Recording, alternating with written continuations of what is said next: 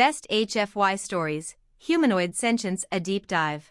The stars gleamed like distant diamonds in the endless dark of space, each one a beacon of possibilities, a reminder that life was more than just a fleeting moment. Humanity had always looked to the heavens, and now, in the year 2432, Earth had sent its first generation of explorers far beyond the solar system. But this wasn't just any new chapter in the human story, it was the beginning of a confrontation with the unknown that would redefine what it meant to be sentient. The Humanoid Sentience Initiative was born out of necessity, with the discovery of alien species, many of them more advanced than humanity. There was a deep fear, the possibility that humanity would be seen as a primitive, inferior race, or worse, as nothing more than tools to be used by these extraterrestrial civilizations. But there was one thing these aliens had underestimated: the raw, relentless drive of the human spirit. Chapter 1: The Awakening.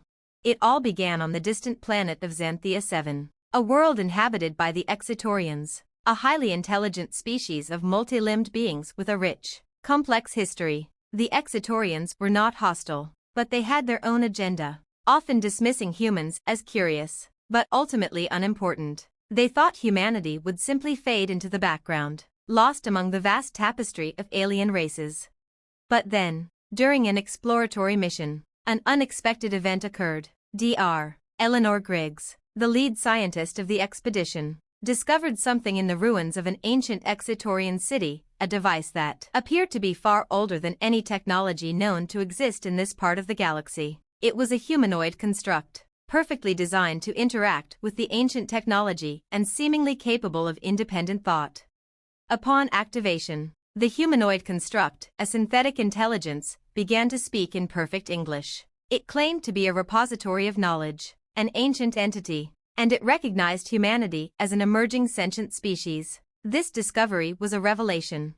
Humans, the construct intoned, are not just another race to be categorized. You are something entirely new. You possess a unique capacity for self-awareness, for understanding, for growth. It continued, explaining that it had witnessed the rise and fall of countless civilizations, and in all its time, never had it encountered a species so driven, so capable of redefining itself in the face of insurmountable odds. The humankind before it, though young, exhibited a rare potential, the ability to evolve both mentally and emotionally in a way that surpassed other species. As the news of the discovery spread across the galaxy, the aliens, many of whom had once dismissed humanity as inferior, began to see them in a new light. The humbling realization struck them hard: humanity was not just a species of wanderers, but one of potential, the very thing that had allowed humans to thrive on their harsh homeworld. Their adaptability, their willingness to fight, and their unparalleled creativity was now recognized as a form of sentience that many of the ancient species could not replicate. Chapter 2: A New Understanding. The Exitorians, seeing the potential for collaboration rather than domination, extended an olive branch. They offered to share their technology, including medical advancements and energy solutions that could revolutionize humanity's future. But there was a catch. They wanted to know what it was about human nature that had led them to this point. "Why do humans continue to fight against the odds?" asked Exitorian Ambassador Calther. Other species would have bowed to the inevitability of extinction long ago, but humans refused to yield. Dr. Griggs, now a symbol of human resilience, thought for a moment before responding. "Because," she said slowly, "we know what it means to be human. We know our flaws, our limits. And yet we are still here. We make mistakes, but we learn from them. We face fear and hardship, and we overcome them, not because we are perfect, but because we refuse to accept that we cannot be more than we are." The ambassador nodded, impressed by the simplicity and power of her words. The question had been answered, but it sparked a deeper conversation about the essence of sentience. Was it enough to simply possess intelligence? Or was there something more? Was it the ability to create, to adapt, to grow in the face of adversity, that truly defined a sentient species? The answers were far from clear, but one thing was certain: humanity's place in the galaxy was no longer up for debate. They were a force to be reckoned with. Chapter 3: The Great Choice. As the Galactic Council convened to discuss the implications of humanity's newfound recognition, a faction of the older, More conservative species argued that humanity should be controlled, that their potential was too dangerous. They feared that if humans were allowed to fully explore the galaxy, they would upset the balance of power, much as they had done on Earth.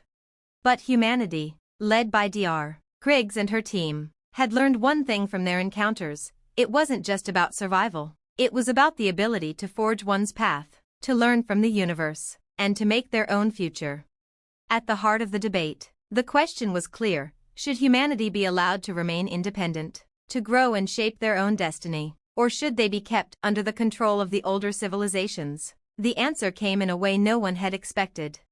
In a bold move, Dr. Griggs and her fellow humans made an impassioned plea, not just for humanity, but for all sentient life in the galaxy. They argued that true sentience meant more than intelligence. It meant the freedom to choose, to explore, and to evolve without restraint. It meant that no matter how small or how powerful a species was, it deserved the right to determine its future. And so, the galaxy watched as humanity declared its independence, not with weapons, but with words. The treaty that followed would forever change the course of galactic history. Humanity had earned its place not through conquest, but through the power of sentience. Epilogue: a future unwritten. The years that followed were filled with challenges, but humanity's journey was just beginning. They explored new worlds, encountered other alien races, and faced dangers both external and internal. But through it all, they remained true to themselves, constantly pushing the boundaries of what it meant to be human. In time, the humanoid construct, now known as the sentient beacon, became a symbol of humanity's journey. It stood as a reminder that sentience was not defined by the number of stars one had conquered or the wealth one had accumulated, but by the ability to choose, to adapt, and to shape one's own destiny. Humanity was no longer just a species trying to survive in the vast unknown of space. They were now a force for change, a force that would redefine the very meaning of sentience across the universe. And in the end, it was not their technology, their weapons, or their resources that earned them a place among the stars. It was their unwavering belief in the power of the human spirit. Chapter 4: The Great Expansion. In the years following the treaty, humanity's presence in the galaxy flourished. No longer isolated within the confines of Earth and its nearby planets, they became explorers, diplomats, scientists, and artists, their influence weaving through the fabric of the galaxy. Humanity's thirst for knowledge and growth became a beacon, drawing in allies and neutral factions alike. The Intergalactic Council, once skeptical of human advancement, now looked to Earth and its colonies as examples of adaptability and resolve. Yet, humanity's very nature, its insatiable desire to challenge and reshape the world around it, was still both a source of awe and a point of concern for many older races. On a newly established colony on Verdonis, a lush, uncharted planet teeming with potential, Dr. Griggs was appointed to lead a team dedicated to exploring a vast, ancient network of ruins discovered in the planet's deep jungles. These ruins, reminiscent of the lost Exatorian cities, were thought to be remnants of a civilization that predates even the Exatorians themselves, an enigma waiting to be unraveled. As the team explored deeper, they unearthed remarkable artifacts that suggested a level of intelligence far beyond anything humanity had yet encountered. There were machines that defied understanding, and writings in a language no species had yet been able to decipher. It was here, in the heart of the jungle, that the true mystery of humanoid sentience would be revealed. Chapter 5: The First Contact. During one particular excavation, the team uncovered a strange, glowing crystal embedded in the earth. It radiated a soft, pulsing light, unlike anything they had encountered before. As Dr. Griggs approached it, she felt a strange pull, an almost instinctual recognition that sent a shiver down her spine. Without thinking, she reached out and touched the crystal. The world seemed to fade away. In an instant, she found herself standing in an expansive, ethereal realm, a place of endless corridors and shapes that flickered between solid and intangible. It was as if the very nature of the universe had been condensed into this strange space. She wasn't alone. A presence surrounded her, one of intelligence and power, yet gentle in its approach. "You have awakened the Keeper," a voice said. Though it wasn't spoken, it resonated within her mind, a deep, ancient voice that seemed to reverberate across time. "The Keeper," it explained, was a consciousness created long before even the first stars had ignited. It was an intelligence born not from flesh and bone, but from the purest essence of sentience itself. It had watched civilizations rise and fall. It had nurtured countless species. And it had seen what happened when a species, like humanity, tapped into its full potential. You are different, the Keeper continued. You are not the first to reach this point, but you may be the first to truly understand it. You are on the brink of something far greater than you realize. Dr. Griggs listened in awe as the Keeper revealed that it had guided many species in their ascent toward true sentience. It spoke of the trials, the sacrifices, and the unending journey required to awaken a species to its full potential. Yet, humanity had done something that no other species had done before. It had crossed the threshold, not by chance, but by choice, by the sheer force of its will. The Keeper showed her visions of the future, humanity, united and bold, traveling the stars, creating a new era of peace and cooperation, but also of challenge and conflict. Humanity's strength would be tested, as would its will to evolve further. The path was not guaranteed, but it was theirs to walk. You will face trials beyond what you can imagine, the Keeper intoned. But you must remember this: sentience is not just about the ability to reason or the capacity for emotion. It is about the willingness to embrace the unknown, to risk everything for a future of possibility. Dr. Griggs stood in awe, overwhelmed by the sheer scale of what had been revealed to her. And yet, a deep sense of purpose began to fill her heart. Chapter 6: A New Dawn. When Dr. Griggs returned to her team, the crystal had stopped glowing. The artifact was silent, and its power seemed to have faded. But in her mind, the message was clear. Humanity had not only earned its place in the galaxy, they were now part of something much greater. Back at the Intergalactic Council, the news of Dr. Griggs's discovery sent ripples through the galaxy. The Keeper's message had not only affirmed humanity's place among the stars, but had also given them a new responsibility. They were to be the next custodians of sentience, guiding and protecting not just themselves, but all the species of the galaxy that had yet to awaken to their true potential.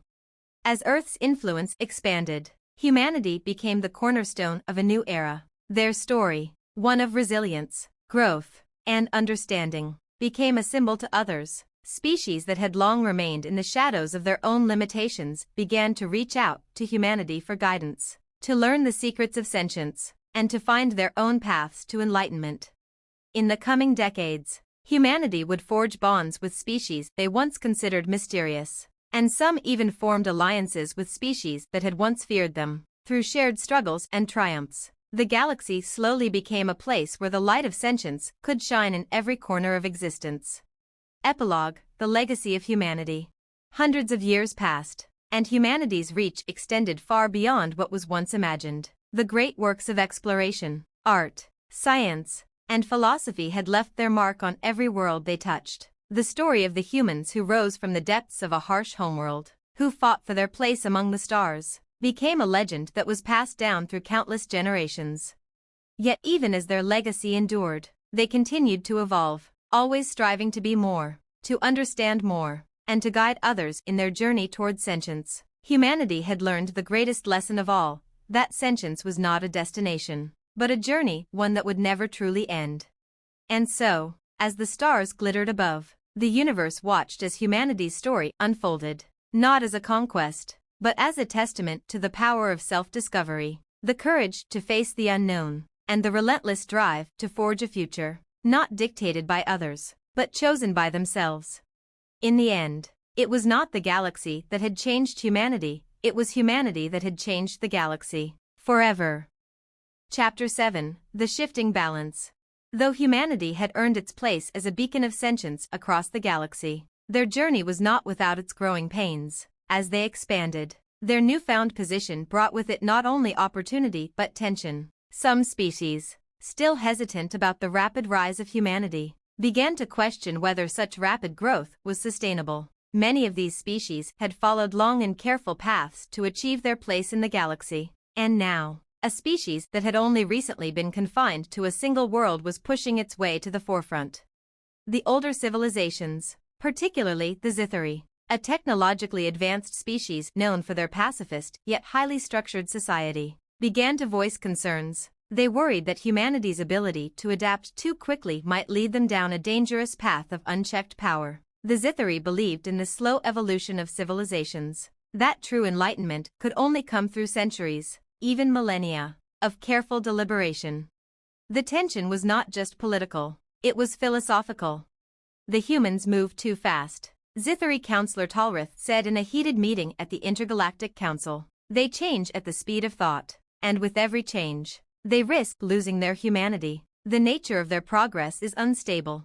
Dr. Kriggs, now a representative of Earth on the Intergalactic Council, stood to address the growing concerns. Though her words were measured, they carried the weight of the knowledge humanity had gained.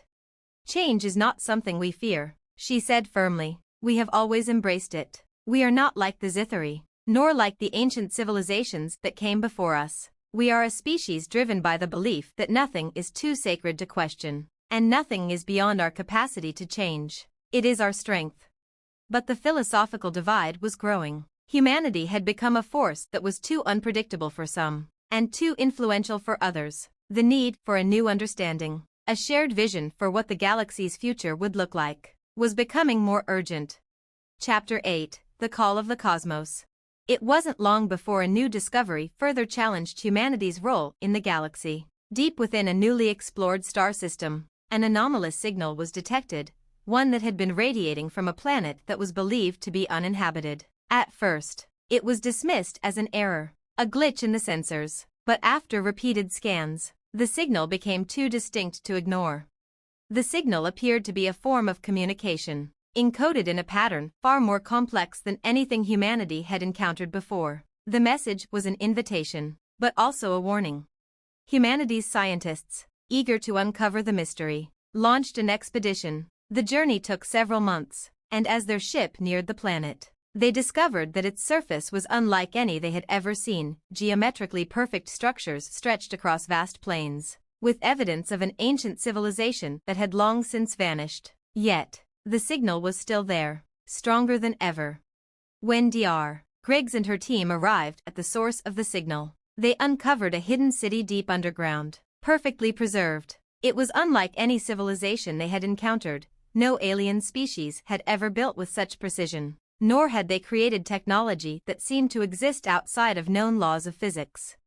As they ventured further into the heart of the city, they encountered another form of sentience, one that transcended biology and technology. The city's core held an intelligence that was not bound by a physical form. This entity, a remnant of a civilization far older than any other in the galaxy, revealed itself through a series of complex symbols and communication patterns. "You have come," the entity said, its voice like a resonant hum that vibrated through the very air. "To awaken us was your choice. You are the heirs of the stars." The entity, known as the Seer, revealed that it had been dormant for eons, awaiting a species capable of understanding its true nature. It explained that the galaxy had been home to many sentient civilizations, but none had been ready to unlock the deepest mysteries of existence until now. Humanity, with its unyielding desire for knowledge, was the one that had triggered the awakening. The Seer warned that this was not the first time a species had reached the threshold of cosmic understanding. The path to true enlightenment and control over the universe's fundamental forces required a sacrifice, a choice that would change everything. "We do not seek to control, but to guide," the Seer explained. "Those who walk this path must embrace the unknown and bear the responsibility of wielding knowledge that could unravel the very fabric of reality. You are not yet ready, but you will be, if you choose wisely." Chapter 9: The Choice. The revelation shook humanity to its core. The possibilities were boundless, but so were the dangers. The Seer's offer was one of unimaginable power and wisdom, but it came with a dire warning. Those who sought to understand the secrets of the universe had to be prepared to deal with the consequences, both for themselves and for the galaxy at large. For weeks, humanity's leaders and scholars debated the implications of the Seer's message. Was humanity ready for such power? Could they resist the temptation to dominate, to control, or would they use this knowledge responsibly, as guardians of the cosmic truth? Dr. Kriggs, ever the advocate for human growth and self-determination, faced an internal struggle. She had always believed in humanity's capacity for good, but this was something far beyond what they had ever encountered. The fate of the galaxy seemed to rest on a knife's edge. "I know the risks," she said to the council, "but this is our destiny. If we are to fulfill the promise of our sentience, we must understand that knowledge and power are not ends in themselves. We must use them to help, to evolve, not to dominate." The decision was made. Humanity would accept the seer's offer, but they would take a different approach. They would seek to understand, to explore, and to protect the balance of the cosmos. They would forge a new path, one where they sought to guide others, to bring new understanding to all sentient life, not through domination, but through enlightenment. Epilogue: Guardians of the Cosmic Path. In the years that followed, humanity took its place as the guardians of the cosmic path. They sought not to conquer the stars, but to protect the mysteries they had uncovered. Working with other species, they created a coalition of knowledge, a united front for the preservation of sentient life and cosmic balance. The galaxy had changed, but it was no longer a place of conflict and division. Humanity had risen from a primitive world to become not just a leader, but a guide, a species that had embraced its role in the grand design of the universe. And as the stars flickered above, humanity's legacy continued to unfold, forever walking the path of sentience, always learning, always growing, and always ready to protect the cosmic balance that had been entrusted to them. Chapter 10: The Trials of Unity. Though humanity had chosen a path of enlightenment and responsibility, the journey was far from easy. With the power of the seer's knowledge now within their grasp, humanity faced a new series of challenges. The galaxy, once united in its awe of humanity's potential, began to fracture as the weight of their decisions became more evident. The first trial came from within. As humanity's influence expanded, so did internal divisions. The newly formed United Humanity Council, intended to represent the interests of all human colonies and factions, became a battleground for competing ideologies. Some factions, still influenced by the old ways, sought to use the newfound knowledge for more pragmatic, and sometimes dangerous, purposes. They argued that humanity should assert its dominance over the galaxy, that they had earned the right to rule, to push forward with the strength that had once propelled them to the stars. Others, like Dr. Kriggs, saw the path of responsibility as paramount. "We must not forget why we chose this path," she often said in debates. "We didn't rise to dominate. We rose to guide and protect, to learn and teach, to become better, not greater." But not all agreed. The rising tensions between these factions soon sparked the first major crisis since humanity's rise to prominence. A newly colonized planet on the edge of human space, called Althara 3, came under dispute. The colony, which had been founded on ideals of peace and cooperation, was suddenly embroiled in a political revolt, led by an influential faction that believed humanity's mission was to bring order through force. Their leader, General Rook, was a military veteran who had seen humanity fight for every inch of space, and he believed the galaxy was ripe for control. "Only through strength can we ensure peace," Rook argued, rallying his followers. "Peace is an illusion. Power is the only reality. We must seize control, not ask for permission." Rook's message gained traction among many who felt that humanity had been too passive, too lenient in its pursuit of peace. The tension reached a breaking point when Rook declared independence from the United Humanity Council, claiming that his forces had the right to govern Althara 3 and other newly colonized worlds. Dr. Kriggs, aware of the delicate balance humanity had struck with the galaxy's diverse species, was resolute in her belief that Rook's approach could spell disaster for everything humanity had worked toward. "We cannot let this spiral into chaos," she said. "If we allow such ideologies to take hold, we risk becoming everything we fought against. We must stand firm in our mission to unite, not divide." Chapter 11: The Galactic Crucible. The Althara 3 crisis escalated as Rook's faction grew in strength, gaining support from numerous militaristic colonies that felt neglected by the United Humanity Council's diplomatic approach. The galaxy watched in suspense, unsure of whether humanity would tear itself apart or rise above the challenge. The seer, sensing the growing unrest, called upon humanity once again. In a vision sent to Dr. Kriggs, the seer spoke of a long-forgotten truth, one that humanity had yet to fully comprehend. "The path to unity is forged not through force, but through the strength of understanding. True sentience does not lie in the ability to wield power, but in the wisdom to choose when and how to use it. You stand at a crossroads. Your future depends on this trial. It was a warning, but also a call to action. Humanity was on the verge of repeating the mistakes of the past, dividing into factions, fighting for control, forgetting what they had learned from their journey. In response to the seer's message, Dr. Griggs called for an emergency summit of the Intergalactic Council, inviting representatives from every known species, as well as leaders from the human colonies. The goal was clear: to forge a lasting peace before the galaxy descended into conflict. The summit took place on the neutral moon of Sirius, orbiting the gas giant of Feltor. It was here, among representatives from every corner of the galaxy, that humanity would have to prove its worth as a guiding force.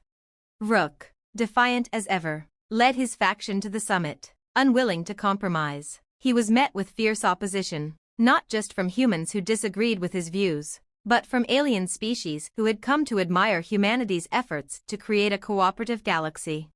The discussions were intense, the stakes higher than ever, but amidst the conflict, an unexpected turn of events occurred. One of the oldest and wisest species in the galaxy, the Eloria, known for their telepathic abilities and deep understanding of sentience, made a revelation that would shift the balance of the summit. The galaxy is more than just a collection of species, said Elorian matriarch Latera. It is a collective consciousness. Every species, every individual, is part of the whole. Humanity's rise is not a fluke. You are the catalysts, the ones who can either bind the galaxy together or shatter it forever. Latera's words resonated deeply with those in the room, bringing clarity to the chaos. Humanity's role, it seemed, was not just to guide or protect, but to lead by example, a species that could unite diverse beings and understand their shared purpose in the grand cosmic design. In a moment of rare unity, Dr. Griggs spoke to Rook, her voice calm but resolute. The choice is yours, General. We can choose to fight, to break apart, or we can choose to rise above our differences and find common ground. We are better than this. Rook, torn between his desire for power and the realization of what his actions would mean, finally relented. Perhaps. I've forgotten what we stood for, he muttered, his voice soft but tinged with uncertainty. Perhaps I've let my ambition cloud my judgment. Chapter 12, The Path Forward. With the summit concluded, the galaxy breathed a collective sigh of relief. The immediate threat of division had been averted, but the lessons learned from the crisis would shape humanity's future. Humanity, with its diverse ideologies and approaches, had survived its greatest trial yet, not through military might, but through diplomacy, understanding, and a deep commitment to the principles of unity and peace. In the aftermath, Rook was exiled from the United Humanity Council, but his influence faded as more and more people embraced Dr. Griggs' vision. Humanity would be the guardians of the future, not by dominating, but by protecting, guiding, and uniting. Humanity's new mission was clear. They would continue to explore the unknown, seeking to expand their knowledge and understanding, but they would also remain vigilant stewards of peace, taking every opportunity to teach others the lessons they had learned. No longer would they be bound by the fear of the unknown. Instead, they would work with other species to uncover its mysteries. Epilogue: The Everlasting Journey. As the stars once again became humanity's home, they reflected on all they had learned. They had faced darkness and division, and emerged stronger and wiser, but their journey was far from over. They had taken the first steps toward a united galaxy, but the path ahead was one of constant learning, of embracing both the unknown and the responsibility that came with it. And as long as humanity continued to grow, to adapt, and to choose wisely, they would remain the eternal guardians of sentience, a beacon of hope, understanding, and unity in the vastness of the cosmos. The galaxy was no longer a collection of isolated worlds and species. It was a shared destiny, a place where all sentient beings could stand together in the light of understanding, forever reaching for the stars. Chapter 13, The Silent Awakening. As centuries passed, humanity's role as stewards of sentience became ingrained in the very fabric of the galaxy. The United Humanity Council had flourished, transforming into a representative body for all species that sought guidance on matters of governance, philosophy, and cosmic exploration. Humanity's ideal of cooperation had taken root in the hearts of many, but there was a lingering question that none had yet fully answered: What lay beyond the edge of the galaxy? The question gnawed at the minds of those who had become the galaxy's most advanced thinkers, scientists, and philosophers. While the galaxy had become a place of relative peace, the deeper mysteries of the universe were still elusive. What lay beyond the known realms? Were there other civilizations, other sentient species, far beyond the reach of even humanity's newfound knowledge? And most importantly, were they prepared to encounter the unimaginable? Dr. Kriggs, now an elder among her people, had passed her torch to a new generation of leaders who understood the delicate balance humanity had cultivated. Despite her age, she remained deeply involved in the discussions about the future. She had been one of the first to understand the nature of sentience and had seen the galaxy come together in a way that was once unimaginable. But now, even she felt the pull of the unknown, the vast expanse that stretched out beyond their reach. In a quiet, moonlit chamber on Earth, Dr. Kriggs met with her successor, a brilliant young scientist named Dr. Ilara Sen. Ilara had been one of the most influential voices in the new generation, and she was known for her deep curiosity and insatiable hunger for answers. Dr. Kriggs, Ilara began, I've been thinking about the next step in our journey. We've guided the galaxy toward cooperation, peace, and understanding, but there are still so many unanswered questions. I believe humanity is ready to reach beyond the stars, to push further, not just for exploration, but for the discovery of what lies beyond the known universe. Kriggs studied Ilara for a long moment, her old eyes glinting with a mixture of pride and apprehension. You want to open the gate to the unknown, she said softly. I can feel it too. The stars are calling us. Ilara nodded. The cosmos is vast, and we have only scratched the surface. We've already awakened many to the idea that sentience is not a singular achievement, but a journey. But what if the next step is a discovery, an awakening of something that transcends even the limits of the universe we know?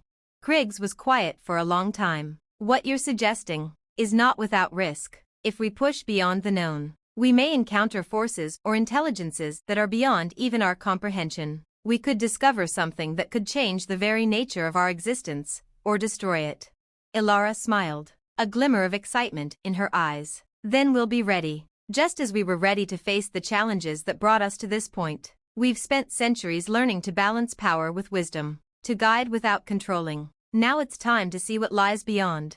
Kriggs sighed, her voice a whisper. You understand the burden of that choice, don't you? Humanity is no longer just a species. We are guardians of sentience. The future of all the races that look to us for guidance rests on our shoulders.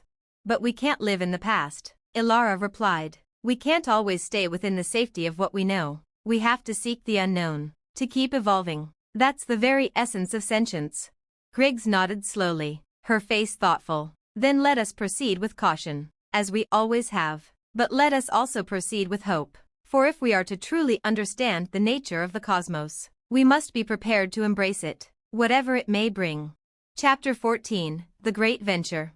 In the years that followed, humanity launched an unprecedented mission, the Great Venture, to explore the edges of the galaxy and beyond. A fleet of ships, the most advanced humanity had ever constructed, embarked on a journey that would push the limits of known space. The mission was a collective effort, with representatives from every species in the galaxy joining humanity in this monumental endeavor. No longer were they just explorers of the stars, they were voyagers of the unknown, united in their shared pursuit of the deepest mysteries of existence.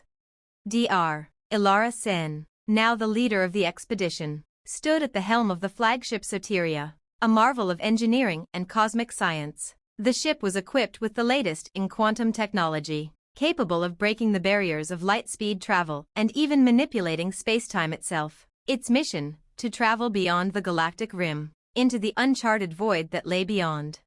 As the fleet moved deeper into the unknown, the stars behind them began to fade, replaced by the vast, empty blackness that stretched out into infinity. No signals, no beacons, nothing to guide them except their own courage.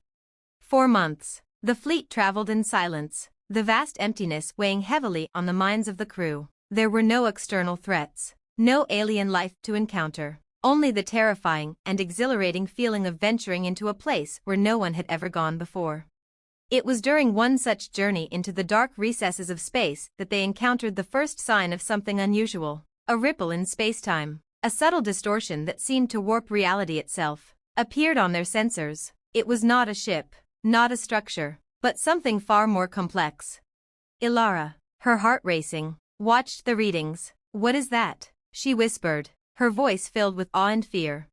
The ripple seemed to pulse in time with the ship's heartbeat, as if responding to their presence. It was neither hostile nor benign, but something entirely different, alive, and yet not in any way they could understand. "We need to approach carefully," Ilara ordered, her voice steady, though her mind was racing. "This is unprecedented." As they drew closer to the anomaly, the ripple expanded, forming into a massive, glowing structure, vast and incomprehensible, far larger than anything humanity had ever encountered. It was as though the very fabric of the universe had been folded, twisted, and reshaped into something new. "We're standing on the threshold of something ancient," Ilara whispered. "This is what we came here to find." Suddenly, the ship's systems began to glitch, and the crew members felt a strange sensation, as though they were no longer bound by the rules of space and time. It was as though the very essence of their beings was being examined, probed by the intelligence within the anomaly. A voice, or perhaps a thought, entered their minds, silent, yet profound. "We have waited." The crew shuddered, each member feeling an overwhelming sense of both awe and fear. The anomaly, whatever it was sentient. It had been waiting for them, for humanity, to arrive. And then the voice spoke again. "You are ready." Chapter 15, The Infinite Horizon. As Ilara and the crew processed the encounter, they realized that their journey had only just begun. The anomaly, far from being a threat, was an invitation to a deeper understanding of the cosmos itself. What lay beyond this point was not just unknown, it was ungraspable, an entirely new frontier.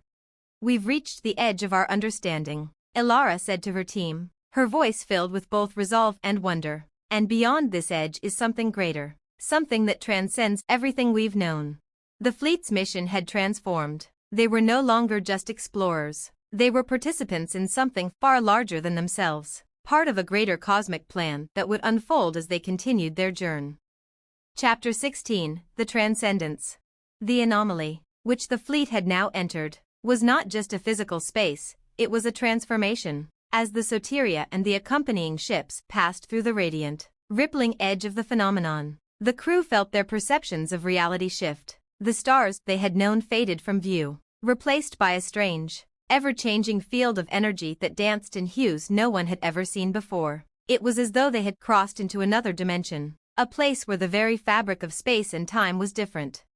"Is this real?" asked Commander Caleb Anders, a senior officer aboard the Soteria. His voice trembled as his hands gripped the armrests of his chair. "Not real, not unreal," replied Ilara, her voice steady though her mind raced. "It's something new, a place beyond everything we've known, a place where perception itself is fluid. We must learn to see with different eyes, to understand this space with a mind freed from the constraints of normality."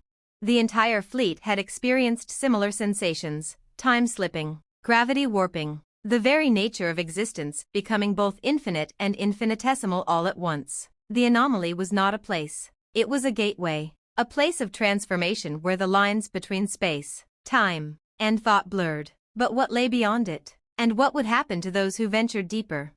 The Soteria's systems struggled to make sense of the environment. Even with the quantum processing technologies they had brought along, the ship's sensors fluctuated wildly, unable to comprehend the energy fields or the new laws of physics that governed the anomaly. But one thing became clear, the Soteria was no longer alone. A massive structure, floating at the center of the energy field, appeared. It was unlike anything the crew had ever seen, vast, geometric, and seemingly alive. It was as if the architecture itself was breathing, shifting in slow, deliberate pulses. "We need to approach it carefully," Ilara said, her gaze fixed on the structure. "This is no ordinary construct. We are no longer just explorers, we are the first to witness something beyond comprehension." As they neared the colossal structure, a series of ancient symbols began to emerge from the surface. They shifted and reformed, as if the structure itself was speaking to them, communicating in a language older than time itself. And then, a new voice spoke, not aloud but directly into their minds. It was the same voice that had whispered to them during the encounter with the anomaly. It was distant, yet somehow intimate. You are here.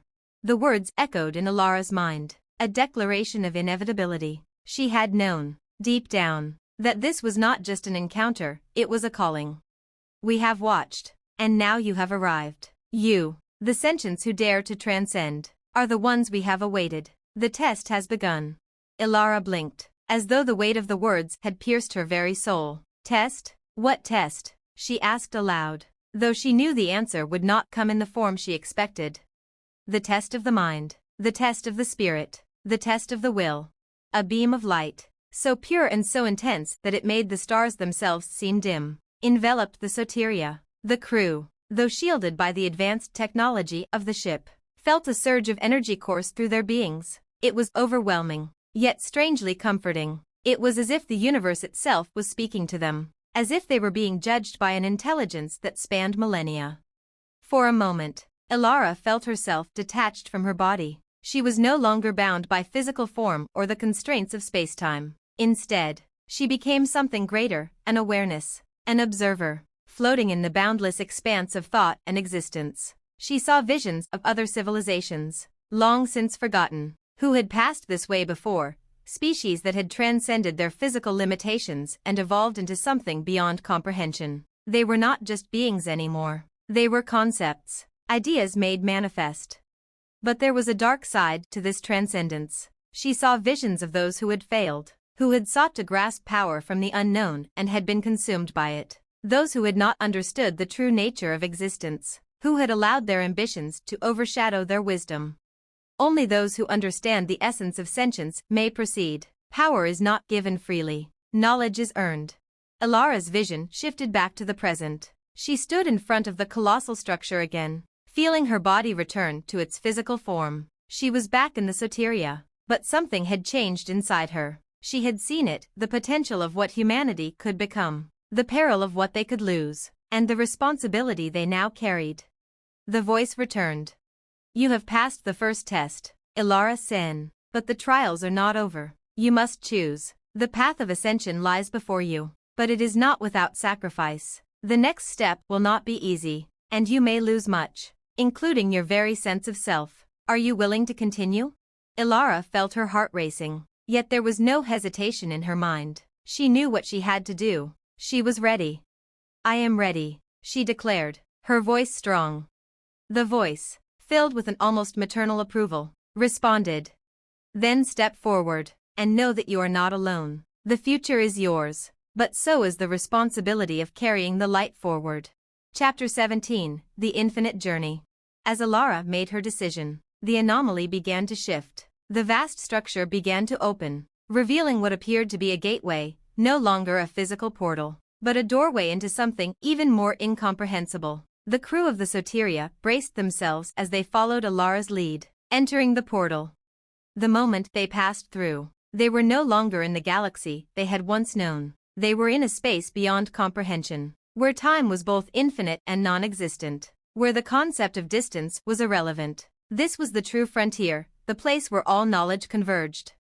The crew of the Soteria found themselves in a realm of pure consciousness, surrounded by streams of data, thoughts, and ideas that flowed like rivers. They were no longer just travelers. They were part of something much greater, connected to every idea that had ever existed, and every idea that would ever be. They had entered the domain of the transcendents, those who had shed their physical forms and ascended into pure thought. Alara stood at the center of this infinite expanse, her mind now linked with the consciousness of countless others. The knowledge of the universe, its birth and its inevitable end, flooded her senses. The understanding of what lay beyond death, the purpose of sentience, and the ultimate goal of the cosmos was now clear.